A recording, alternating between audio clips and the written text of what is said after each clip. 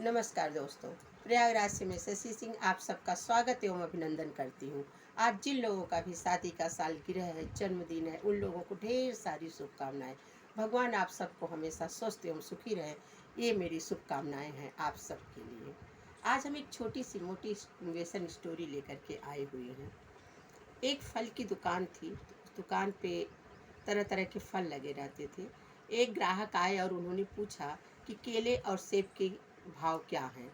दुकानदार ने बताया 20 रुपए केले के और 100 रुपए सेब के। उसी समय एक बहुत मैले कुचैले कपड़े में एक महिला आई और उसने पूछा कि केले और सेब के भाव क्या हैं।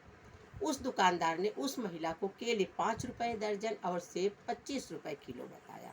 अब जो ग्राहक पहले से आया था वो लग रहा था कि वो दुकानदार को खा जाएगा, ऐसी नज़रों से देख रहा था।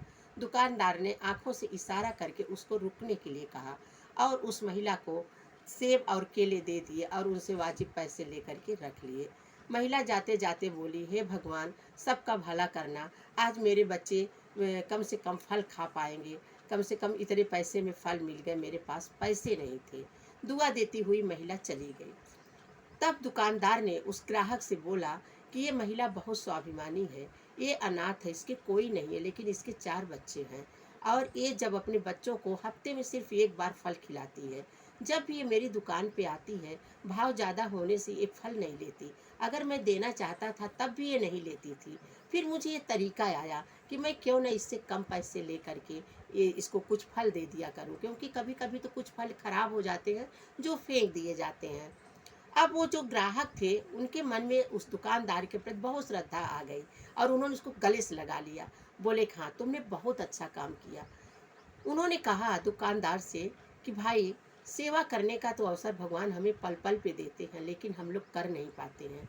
कहने का तात्पर्य है कि अगर उस दुकानदार ने उनको कम पैसे में केले और सेब दिए तो उसका कुछ घटा नहीं। उस दुकानदार ने बताया ग्राहक को कि जिस दिन भी ये महिला आती है उस दिन मेरी बिक्री कम से कम 50 गुना ज़्यादा हो जाती है, इसलिए मैं इस महिला को फ्री में देना चाहता हूँ, लेकिन वो लेना नहीं चाहती है।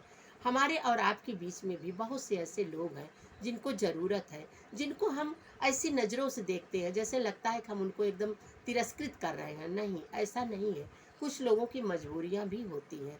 हमें और आपको ये समझना है और ये करना है कि हम किसकी किस रूप में मदद कर सकते हैं। मदद करने के कई तरीके हैं। ज़रूरी नहीं हो कि आप करोड़ों की, लाखों की, हजारों की मदद करिए। कभी कभी 1 रुपए की भी मदद की जा सकती है।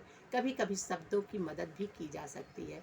आपको जो प्राप्त है वो पर्याप्त है। जाने कितनों का सपना है कि आपके पास जो है वो उनके पास भी हो। आप भी अपने अगल बगल, अपने आस पड़ोस में रास्ता चलते ये जरूर देखते रहिए कि किसी की आप क्या मदद कर पाएंगे और उनसे दुआ देते रहिए। धन्यवाद। आपका दिन शुभ हो।